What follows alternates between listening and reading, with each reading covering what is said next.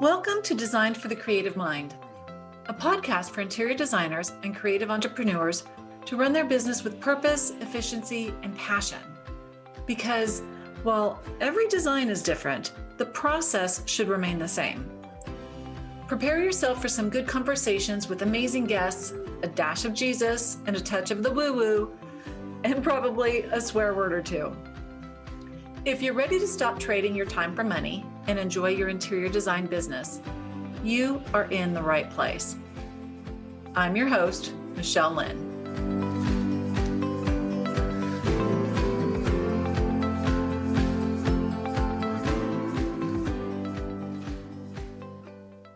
Hello, everybody. Welcome back to the podcast. I am super excited. Okay, so first of all, this is the first official interview podcast since coming back from we're reformatting, we're not reformatting, and so forth. So I am excited to introduce you to Katie Decker Erickson. She has her MBA and has spent nearly 2 decades building a multi-million-dollar firm. Yes, a multi-million-dollar interior design firm that operates in over 20 states. Did you hear that? My mouth just dropped open and I fell off my chair. Her most important clients, or MICs, as she calls them, are her 9 and 7-year-old daughters. So, Katie, 20 states? Seriously? Hello, welcome. Well, thank you, Michelle. It's so good to be here. I'm so humbled to be on your show. And yeah, that's 20 states over a lot of years. So if cool, you're starting though. out. So very cool. Yeah. Well, thanks for being here. Thanks. This is so much fun. I had the pleasure of chatting with you for one of your podcasts. You're on my podcast, y'all. This is the fun that we have. And this is why I am not just going to sit and talk into a microphone, because there are much more interesting people than just listening to me. That's how I feel, which is why we're having you back on our show again in the not too distant future. So yeah, it's a great when you can have collaborations. Oh my gosh, absolutely. So Katie, first question. You ready? What did you have for breakfast today?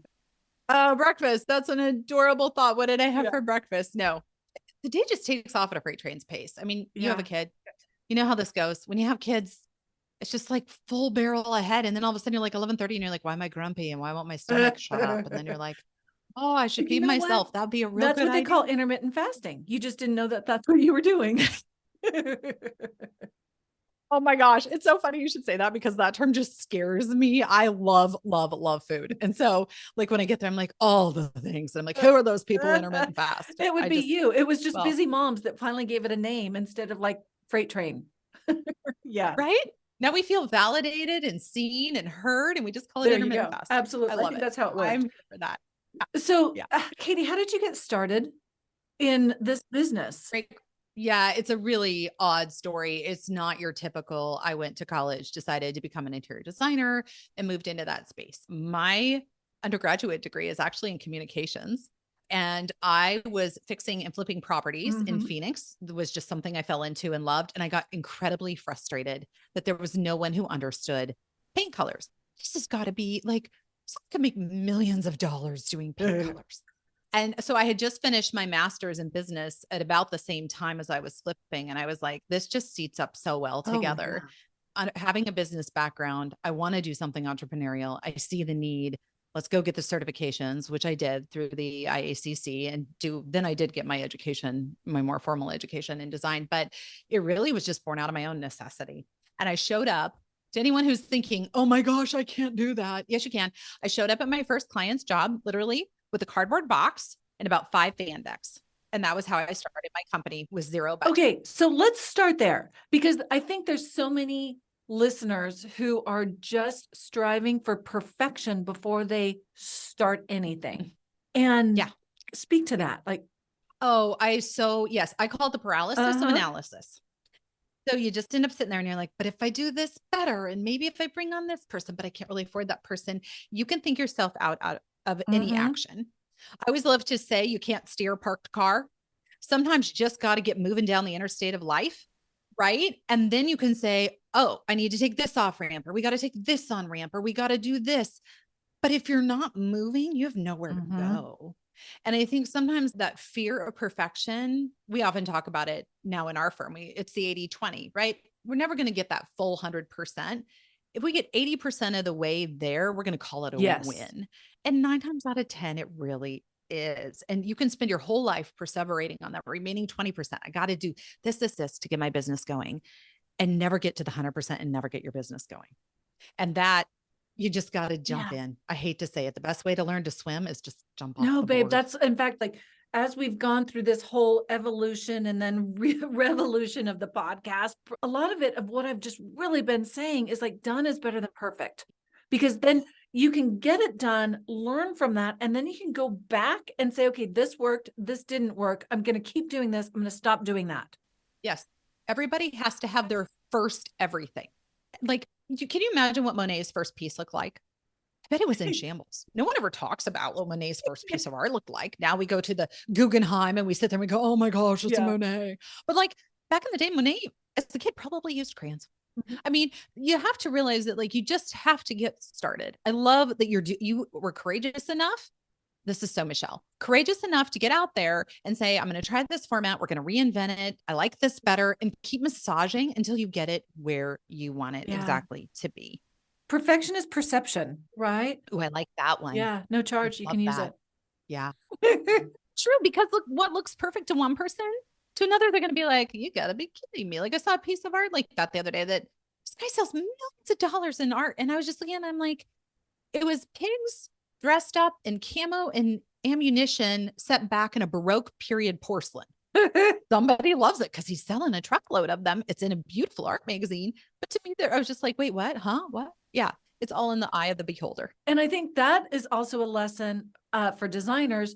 As I've grown my team and I've had my team and I've coached them, a lot of times when they're searching for that absolute perfect piece de resistance in the room, and it's 18 hours to find a freaking table lamp.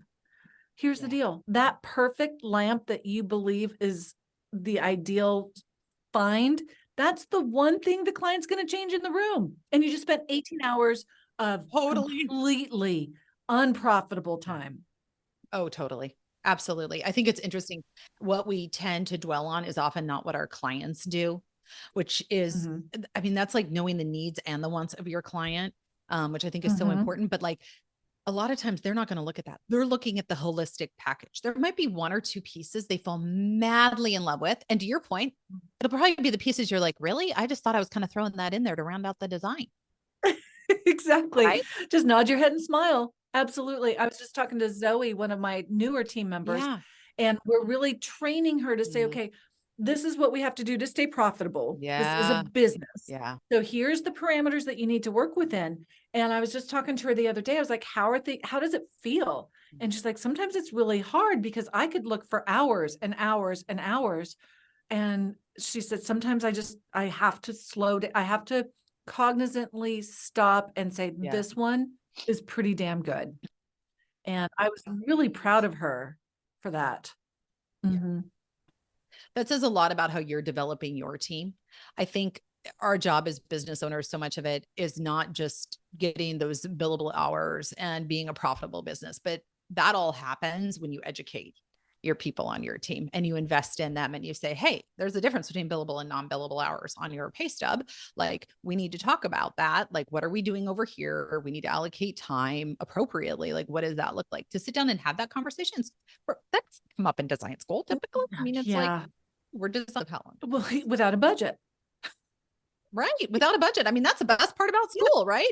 But coming into it now, I think that's why there's so many designers that get out of formal education and come in. And it's a lot like doctors. So it's like, yeah, I can figure out how to make you well and how to fix this problem and how to do all these things. But wait, what do you mean? I have to document all this. And then there's like, I got to bill all this. And then I've got to do a P&L sheet at year end. And then there's taxes. And nobody ever sat and explained that to me. And I'm like, that's the most critical part, but you're not going to have anything to design. Well, let's talk about like figuring out your structure, finding a great CPA. What would you say what do you look for? Yeah. And this comes back to a little bit of the idea of like, I don't want this to impede our viewers and our listeners in any way. Just remember, this is coming from the lady who started it out with a cardboard box and 5 Bandex. Okay. But ideally, one thing I like, and it's an old expression from Harvey McKay, who's a wonderful business author. He came up with the book Dig Your Well Before You're Thirsty about networking. But I like to extrapolate that. When it comes to choosing your attorney and your CPA, do it before you need one. Go out there and do the interviews and figure out who do you want to be your intellectual property attorney, because you're going to need one at some point. And when someone has hijacked your design and put it all over Instagram, when someone has, you need to know who you need to call. Or you have a client, they don't want to pay their bill. What does your contract show? Have you had anyone review your contract? Like, is it something we got off LegalZoom? Yeah. Or is this something that's actually designed for intellectual property? Take the time to interview and find your intellectual property attorney who understands your state too before you need one. I love that. Same with your CPA. Yeah. I think those two, and it's funny because like you'll talk to legal and legal will say, we'll talk to the CPA, right? You talk to the CPA will talk to legal. There's a reason why. You really need both. You really need both. And you will find out the first time you get your letter from the IRS about something you missed, how desperately you wish you would have had that CPA tucked away in your back pocket that you're like now ready to give your book of business over to, because this is more than you can do independently. And it's also kind of like dating when you're lonely. It's amazing the shit you settle for. I love that. I didn't get married till I was 37. So I have a lot of examples of really bad choices. I was 31. So we're in the same boat. Oh my gosh. Yeah, so like, you don't want to be desperate for a CPA or desperate for an attorney. So that's great advice. I wish somebody would have shared that with me, like back in the day. Yeah. Me too. Yeah. Me too. I wish I could go back and talk to my cardboard box self about that. And then the person who's available when you need them, is that really the person that you want? Like, is that the best? Especially now, because the labor pool is so tight, right? Especially in professional industries. And like, you want to have that relationship before you need it. Right. So what would you tell your 20-year-old self? From a professional standpoint, what advice would you? Calm down, breathe, and sit in the seat of your intuition for the love. Don't try to rationalize away why you should or shouldn't do something, what the books say to do, what other people say to do. Just sit there for one hot minute and say, what do I feel called to do? What gives me peace and joy and happiness and jives with fundamentally who I am? That's great advice at any age. Right? We could end the podcast with that. Like, boom, drop the mic. Wouldn't you agree? I think it's so hard, especially as women, because we've been told to override that for so many decades, centuries, millennia. And so to sit back and just say, I'm going to sit with this. And not only am I going to sit with it and let it just be what it's going to be, I'm going to do it confidently and walk in that space confidently and saying, this is what I meant to be. This is what I'm supposed to do. I love that. Yeah. And not flippantly, but kind of unapologetically, where I don't have to explain it. Well, and it's interesting you say that, especially as women, because when we are confident and, I don't want to say, like you said, not flippant, not cocky, but as women, we don't own that the same way. Like, men strut into a room thinking they're badass when they're just like, whatever.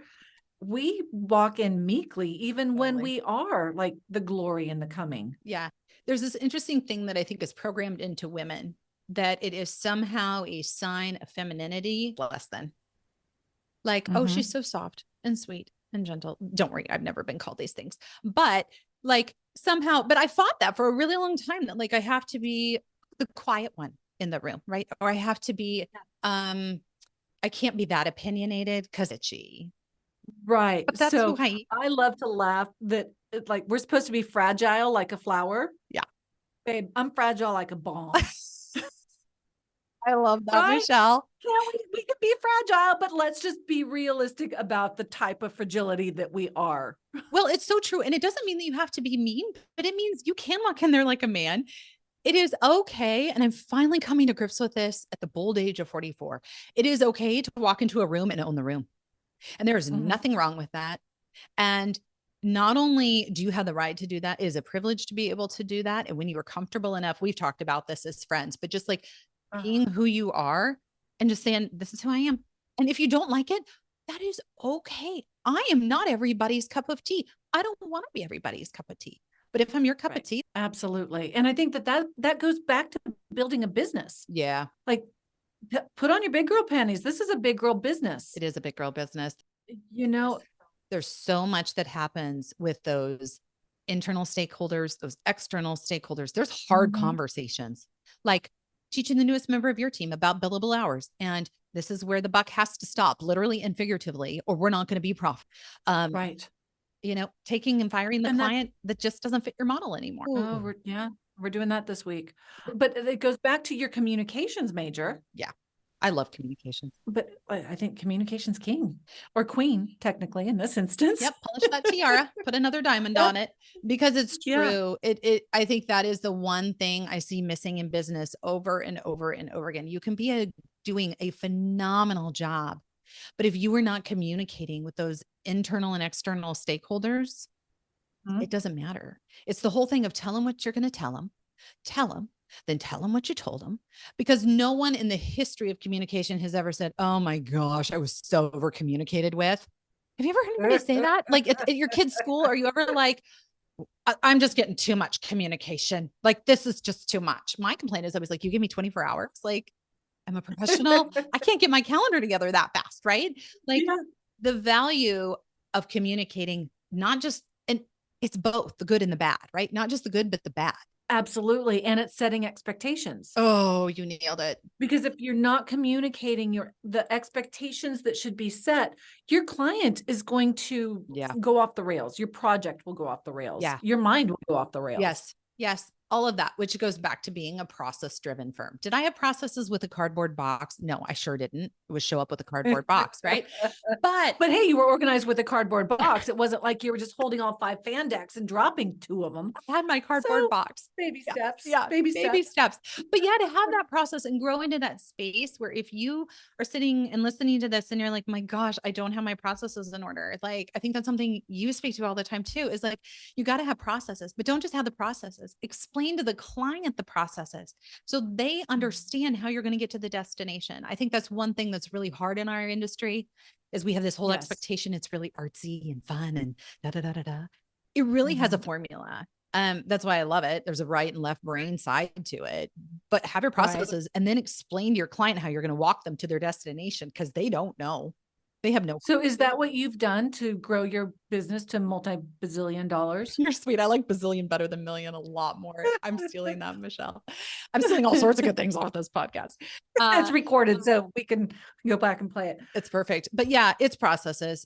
The one thing about processes that I absolutely 100% love is they work when you aren't. And no one understands that. Processes don't take time off. They don't need sick leave.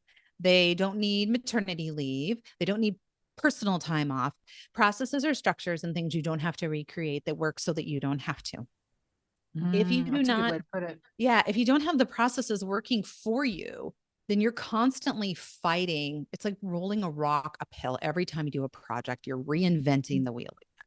And we're pushing and driving the project. Instead of it being a workflow, it's a work push. And it's not worth it. It's not sustainable. You can't run 40 to 80 projects coast to coast like we do without it. We would be flat on our faces without process. Absolutely. And how do you work in, so you're telling the client, this is what we're going to do, this is what we're going to do. How do you extract from the client, like their wants and needs and details there? Is that part of your process? Yeah. Like, I'm assuming it is, but kind of how does that work? Like, in my opinion, it's like we educate, and then we have to extricate. Is that the word? Educate, then extricate? I like extricate. Yeah. Yeah. I don't know if that's like a tooth word or something, but like taking a tooth out. Yeah.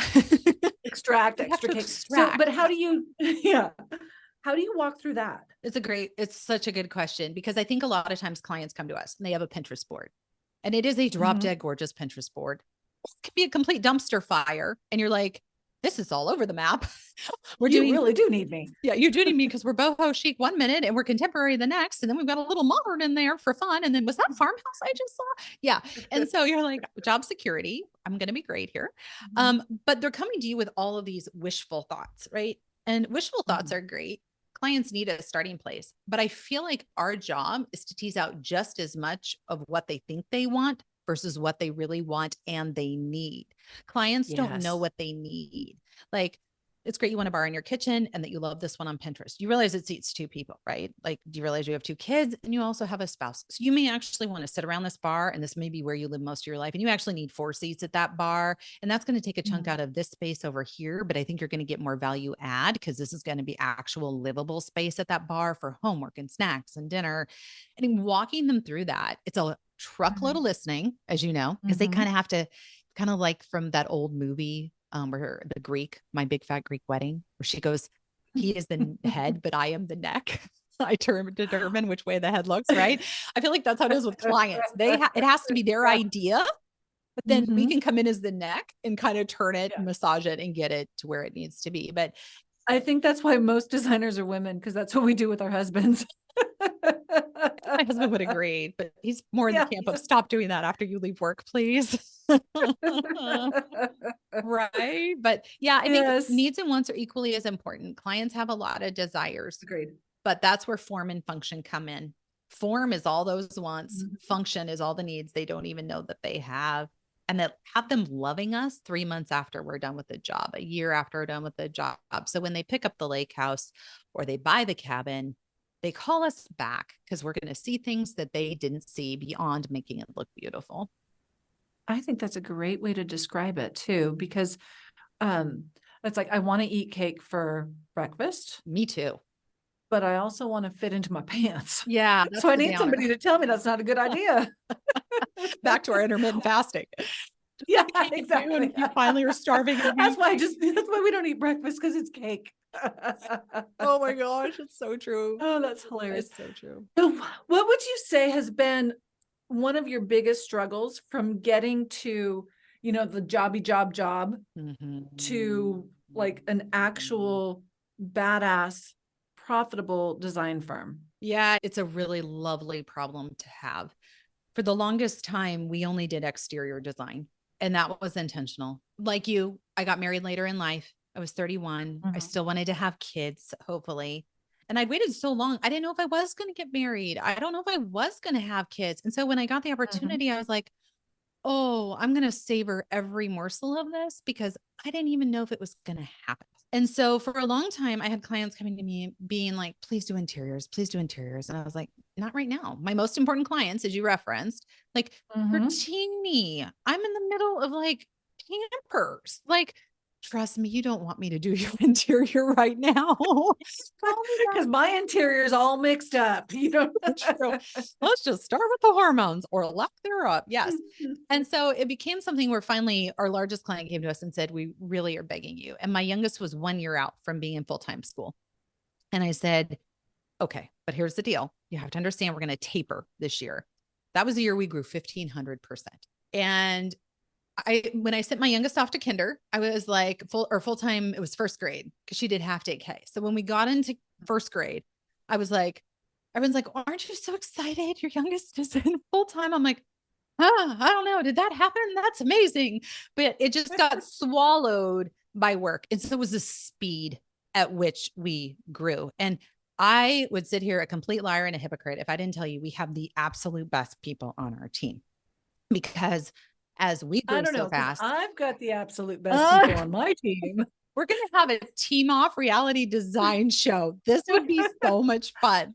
Yeah. Right. Like, it's our people that make us, and they gave us the processes, and our IT guy gave us the softwares, plural, that we needed to be able to do it. And the attorney gave us the contracts we needed and fine-tune them. And it's not me. It never is, never has been, and I hope never will be just me. If you're feeling like it's all you, then we need to press pause and stop and reassess this whole situation, because you can't do it. It's not sustainable. What's interesting is I was, it's been a year, right? It's been a hot mess of a year. Yeah. And I was just literally thinking that one of the lessons that I think is really important for any entrepreneur, especially creatives, is to learn to not breathe your own fumes. No, that is so well put. Flesh that out, Martha. Right? Tell me what that means to you. I think that not breathing your own fumes is just like, you can't get so high on yourself. Yeah. that you are literally just out there thinking that your shit doesn't stink. Oh, I love that. You get up and put on your pants one So, leg at a time, like the rest of us. Yep. right. Yeah. And I can tell you that, when I've gotten too big for my britches, I can see where, there's a bit of a roadblock put up, and you have to learn that lesson Mhm. before you can move past it. Yep. Oh, But do not breathe your own fumes. When you start feeling high on yourself, you need to bring yourself back down. yep. And realize, I think that's the greatest thing too. We've talked about getting older and how much fun it is. I actually love getting older, but realizing your sphere of influence and what you can really control in life. Mm-hmm. And then doing that. There's so much energy we spend trying to control and do things that are well beyond us that we really have no control or influence over. But when you can sit in your space again and say, I can control this. Yeah. Am I breathing my own fumes? Or is there something better I can be doing with this energy? Yeah, absolutely. Or, at the end of the day, you can be replaced. My dad used to tell me this, not as a daughter, but as an employee. When I first started going to work, Yeah. he would say, you can be replaced by a white button. I love that. Right. True. So just to clarify, not, I couldn't be replaced as a daughter by a white button, but as an employee, just remember that it's Yeah. a business, and that at the end of the day, we're all replaceable. Absolutely. And I think So that's, even as the owner of the business. yeah. And I want to be replaceable because, Oh God, me too. right? And you can lay on the beach in Fiji. I have this dream, and my kids were really little, and it would be middle of the night, and it was like, yeah, like 2 a.m. and they're screaming, and I'm trying to get them to stop. And in my head, I just have this like place in Tahiti in my heart and in my mind where I'm just laying flat on my back in perfectly blue water with the huts over the water, just floating, and no one needs me. And like, that is like the safest, most wonderful place that I exist in. And it is so nice to not feel like I'm carrying all of this, because at some point I either want to sell this business or have my daughters take it over and run it and let them grow into it. But it can't all be about me. And I think that's But that's a load true off. CEO. Yeah. Yeah. Katie, in that regards, a true CEO does not need to be so neck deep in the operations that the business can't function without her. Imagine trying to bake a cake without a recipe. You kind of know what the ingredients are, but you don't know how to put it all together. After lots of hard work and trying different combinations, all you are left with is a sticky situation and a stomachache. Babe, running an interior design business can feel exactly that same way. That is why I created the Interior Design Business Bakery. This is a program that teaches you how to bake your interior design business cake and eat it too. If you don't want to figure out the hard way and you want guidance to follow, a recipe that has already been vetted, someone that has already been there and done it and will help you do it too, then check out the year-long mentorship and coaching program, the Interior Design Business Bakery. If your interior design business revenue is below $300,000, or if you're struggling to make a profit and keep your sanity, this is the only program for you. You can find that information at designedforthecreativemind.com/business-bakery. Check it out. You won't regret it.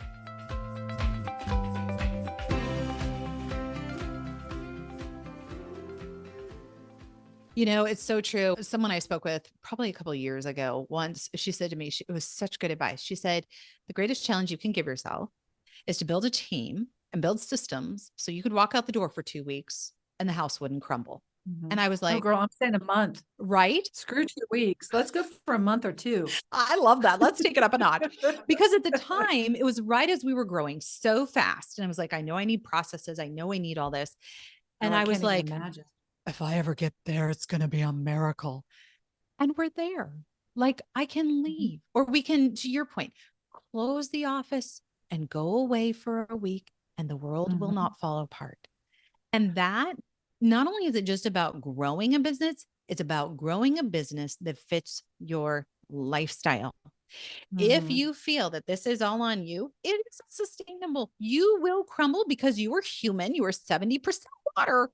Like, you will fall apart at some point. And it will not look very good. And you will not be there for your people, either personally or professionally. And it's ego. It is If you ego. feel like you have to be there, it's ego. And Yeah. it's not like, ego seems to have such a negative connotation, Yeah. but it's just a natural part of our personalities. So we are as humans. So when I say ego, I'm not saying you're an egotistical bitch. I'm No. just saying it's the ego in our mind that says that Yeah. we can't not be there. Are you a helicopter mom? That's ego. Right. Are you a helicopter employer? That's ego. Like, are you a control freak? That's ego.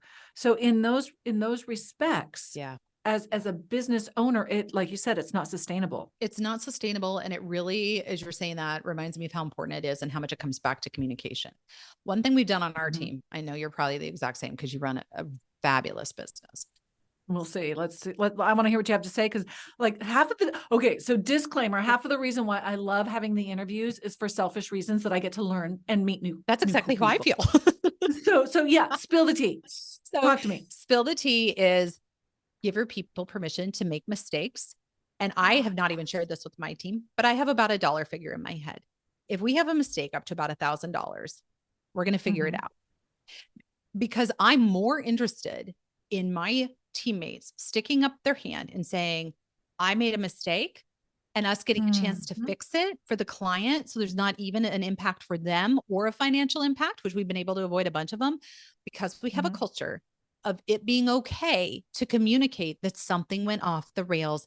Or I love one of the women on our team. She's so self-deprecating. She's like, I totally screwed this up. And literally that was her update in our project management software.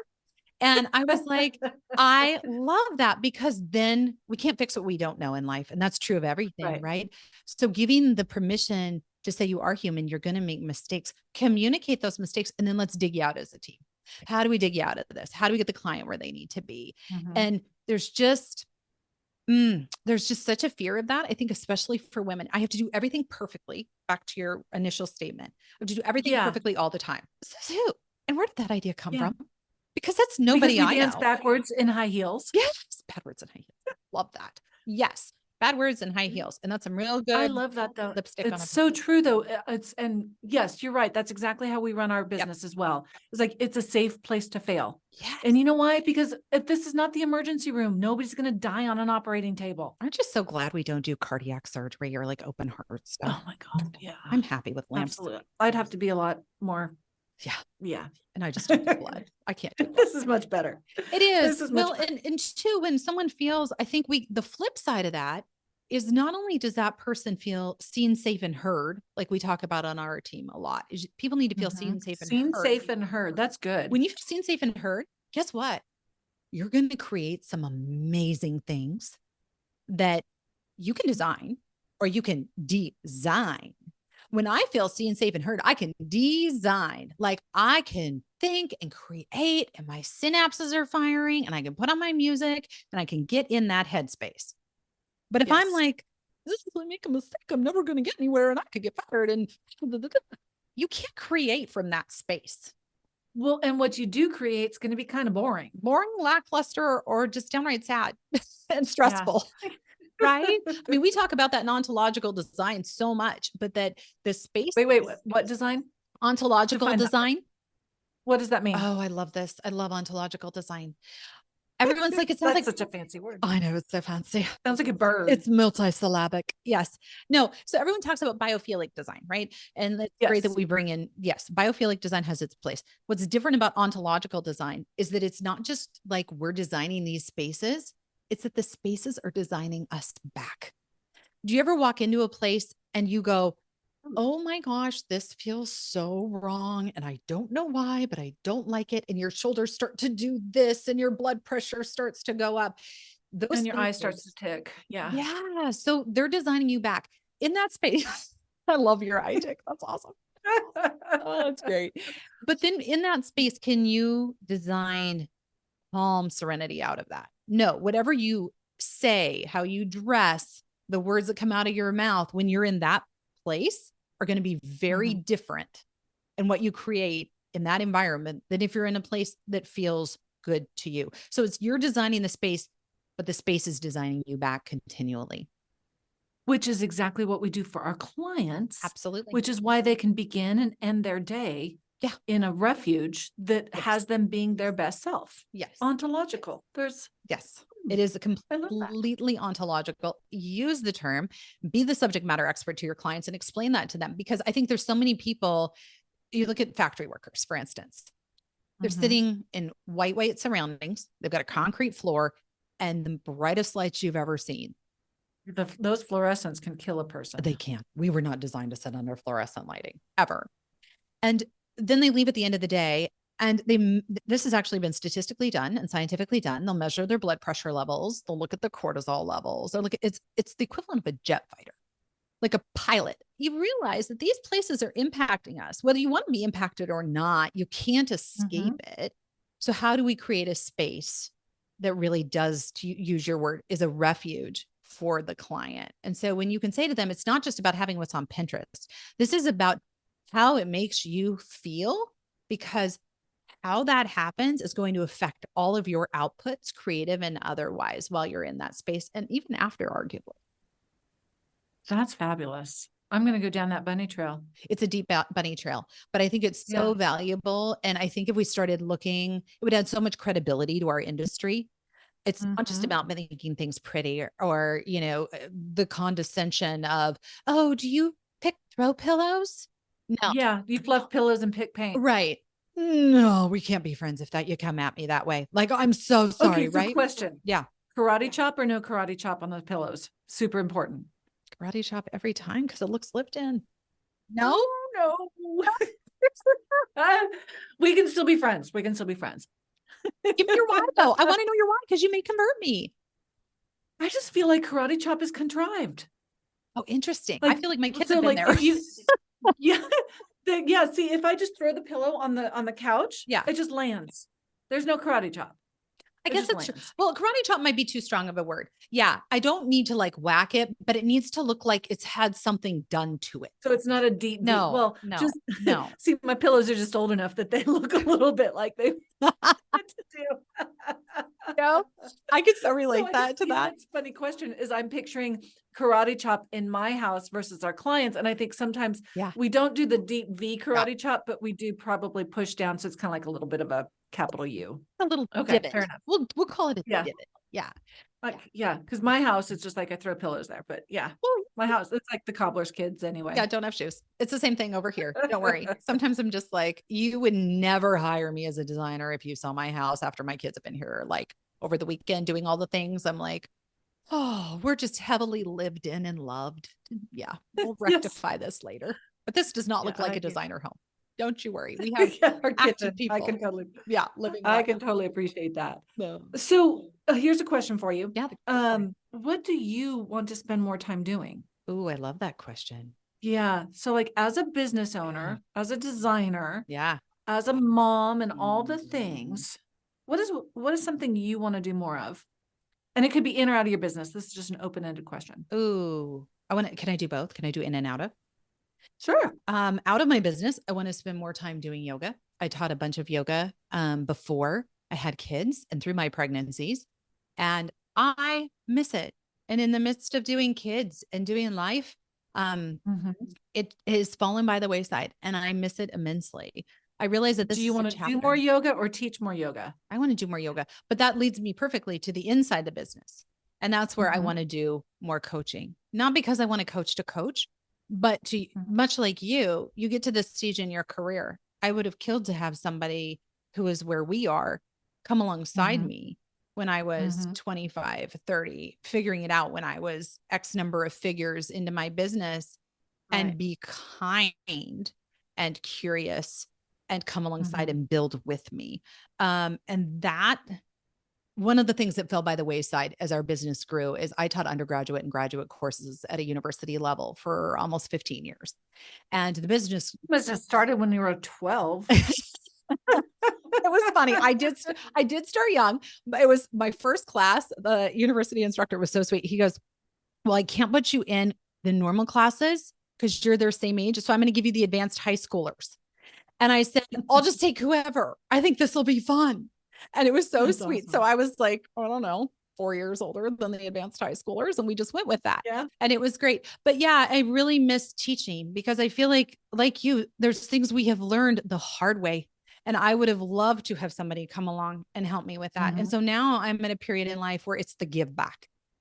And that's what so you do have a coaching program. I do have a coaching program. I love So doing it. Who are your ideal clients? Yeah, great question. It's anyone looking to grow their business, but we don't take it just in growing your business. It's growing your business to your life. I feel like so much of the coaching world, not in our industry per se, but in other industries, it's all about scale. Let's just scale. But as a woman, I think that's in our industry as well. Yeah. Okay. I'm glad to I think the fact that you're speaking about it is important. Yeah. Yeah. But if you look at a lot of other coaches, and myself included to a certain extent, it's more along the lines of grow your business from here to here. Absolutely. But it is also important that you're not trading your time for money, that you can still be a better mom, wife, friend, daughter, all the things. Yeah, because that gets back into the sustainability. Like it's great to scale, but there's also seasons in your business. So there might be times to contract. You have a kid that has special needs. This might be a contraction time for you, and that is okay. Or bring on somebody, let's find somebody ultra competent who can continue to fill your shoes. Right. But it's really just scaling it to the lifestyle you want it to be and being honest enough to sit in the space again, back with our intuition of what do you really think this should be and what you should be in it. Because so much of us, all of life, a lot of times, especially as women, is projected at us. You should be a mom. You should be a business owner. You should be able to run a marathon. Be a size 4. Size 4. I was a size 4 when I was 4. Like, honestly, at some point we have to just sit back and sit in the seat of our intuition. And then how do we scaffold out of that strategically to get you where you want to be? You want a multi-billion-dollar business? Great. I'll show you. We can get there. If you want to sit though, and you want to contract for a period and you want to say, how do I contract without losing my business so I can come back to this in 5 years when my kids are in school full time? You built a great business. Now you have kids and you want to stop for a minute and breathe. How do we do that? I don't think there's a lot of coaches that want to have that conversation necessarily. It's all just the hype of growth and profits and. But you can't buy, well, you can buy back your time, but your time is your most valuable asset, right? And we all get 24 hours in a day. So how are we going to use it? And so my ideal clients, it's not so much about how much money you're making. We can run the gambit. It's where you want to be and how we get your business to jive with who you are and where you want that business to serve you. If you feel you're serving your business, then we need to have that conversation because that's not sustainable, right? Right. So do you serve businesses who are like brand new and starting up? Do you serve businesses who want to scale into the million or multi-million-dollar? We do. Is there a sweet spot for the people who listen? Yeah, we love to take the 5 and 6 figure businesses or the startups and move them into the 7 figures or into the 5s and 6s. That really is where I would say low 6s is where that's where we're going to max out with you, honestly. And we have other coaches we can refer you to because we love helping other women. Like this is a great place where we push and promote other women. Absolutely. But that's what I love. You could be calling and saying, I am the cardboard box. I am starting with a cardboard box. I've been at a big firm. I want to hang out my own shingle. What do I do? And we're here to walk you through that journey. We have a process for that again. Yes. And I love that. And that just goes back to, because technically you're my direct competition, right? From the interior design business baker. Sure. But here's the deal, y'all, is like, it's community over competition. Every time. There's enough ugly houses for every designer. And there's enough designers who need a hand. Yeah. That the different programs, you have to find what fits for you. It's just like our clients, they have to find what fits for them. Absolutely. And like, it's not just too about the content. Like some of Michelle's content, like your content may really resonate with some people. Some of my content and approach may resonate with others or personalities or they do totally. Right. I mean, that's the thing. If you're like, I just want a lot of feelings and I want to have these deep feeling talks, I'm probably not your coach. And I'll be really honest about that. If you're like, okay, I'm getting in a whirl. I have no idea what I'm doing. I'm totally going to own that. And I need to know exactly what I need to do. And I'm ready to march. Let's get marching. Right. I'm your person. Right. And so I mean, that's what's so lovely. And I think that's the beauty of being in the age range. We'll put bracket that you and I are is like, yeah, technically we're competitors, but but we're not, because we're different people doing the same thing in a but it's very different way. absolutely. And I love that. And I love the fact that there's no weirdness. And so I really want to just share that with the audience, is that if you're a designer and you meet another designer in your town or your city, hug her. Please hug her. She needs a hug. And you know what? There's nobody else who understands the shizzle that we deal with than another designer. Yeah. I love Jesus, but I swear a little bit. But you know, now with a daughter, I don't swear as much.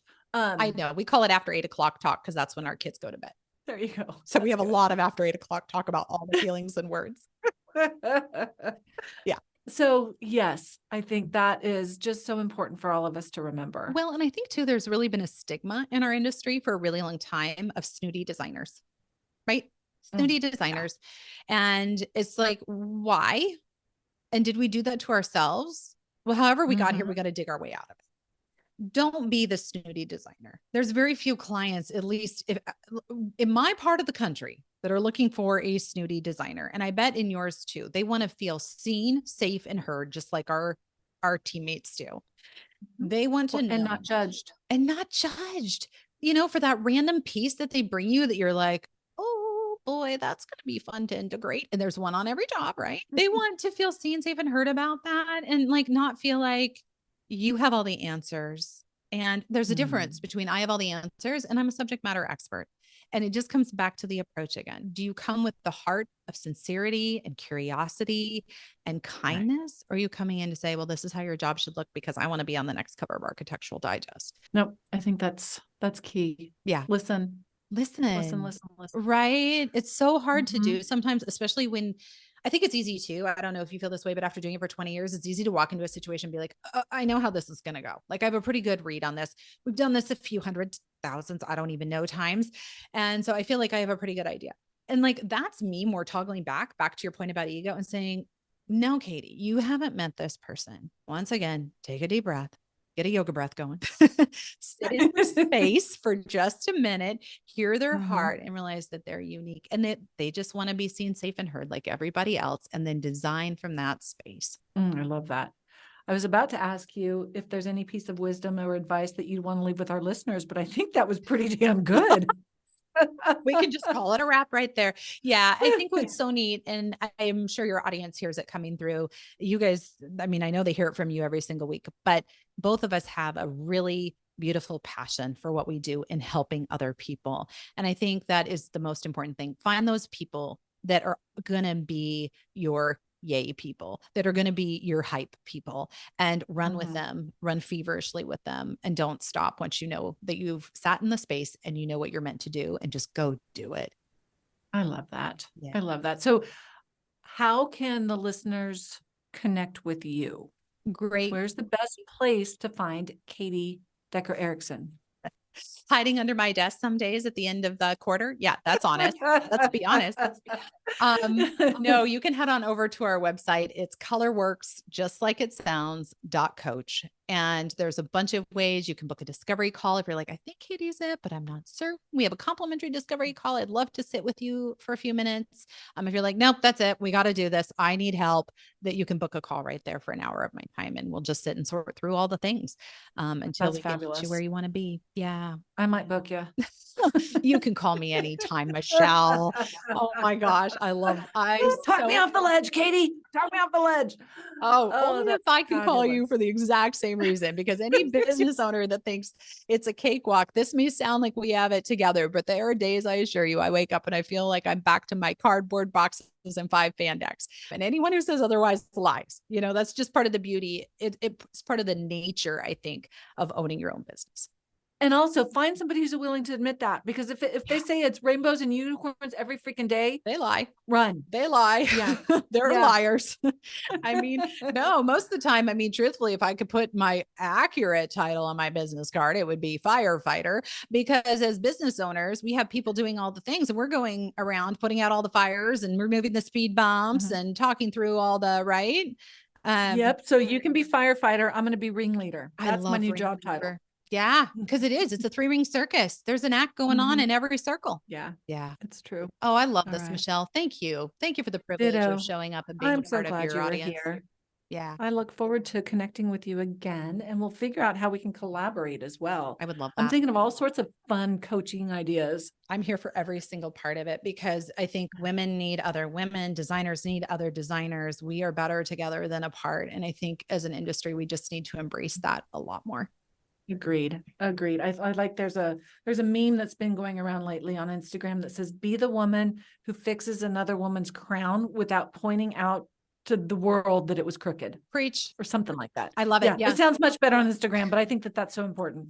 It's so true. And what you don't realize as well, you're like busy pointing out to the rest of the world that some woman's tiara is crooked. Yours is too. So oh yeah, stop and it you have already. a booger in your nose and spinach on your teeth. Just show up for your people, show up for other people, and it will come full circle right back to you. It'll boomerang. I love that. Yeah. Colorworks.com. Colorworks.coach. Coach For coaching. Oh, cool. Yep. Colorworks.coach. Mm-hmm. Oh, cool. Because I went to colorworks.com and I think I saw your coach. You can still get to the coaching from there. Yeah. So it's colorworks.design is our firm side. Yeah. I think .com is owned by M&M's or Mars. They won't let us have that. Oh, interesting. Yeah. Because I proprietary. went to your website and found it. So I'll make sure this is all in the No, you're fine. show notes. Yeah. It's colorworks.design for the firm side, colorworks.coach for the coach and podcast. Yeah. Fabulous. So cool. Yeah. People, I'll make sure they're listed in the show notes. Yep. And y'all, if you want a business bestie, sending you business tips, encouraging words, event updates, and so forth, directly to your fingertips, text bestie to 855-784-8299 and get on our text messaging. No spam. You'll hear from me on the regular. Again, that's 855-784-8299. And peeps, choose to be great today and every day. Thanks for being here. We'll catch you next time. Thank you, Katie. Thank you, Michelle. It was a privilege. Hey, y'all. If you love the show and find it useful, I would really appreciate it if you would share with your friends and followers. And if you like what you're hearing, want to put a face with a name, and get even more business advice, then join me in my Facebook group, the Interior Designers Business Launchpad. Yeah, I know, it's Facebook. But just come on in for the training and then leave without scrolling your feed. It's fun. I promise you'll enjoy it. And finally, I hear it's good for business to get ratings on your podcasts. So please drop yours on whatever platform you use to listen to this.